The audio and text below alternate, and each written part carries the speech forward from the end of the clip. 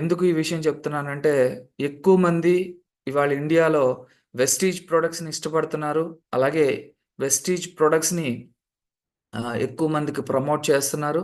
So, ఇవాళ Indian మార్కెట్‌లో ఎక్కువ మంది సెలెక్ట్ చేసుకుంటున్నారు వెస్టీజ్ ప్రొడక్ట్స్‌ని.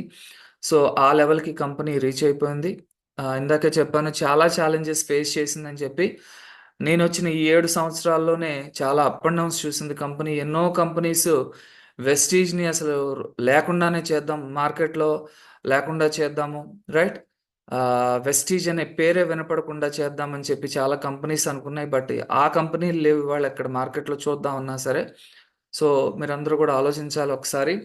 చాలా అప్ అండ్ డౌన్స్ చూసి ఇవాళ ఇండియన్ మార్కెట్‌లో ఒక లీడింగ్ పొజిషన్‌లో ఈ కంపెనీ ఎంటర్ అయింది అనంటే ఎలాంటి ఆహ్, ఒక ప్లాట్‌ఫార్మ్‌ని క్రియేట్ చేసుకుంది. ఎలాంటి ఒక విజన్ పెట్టుకొని ఈ కంపెనీ మేనేజ్‌మెంట్ ఈ కంపెనీని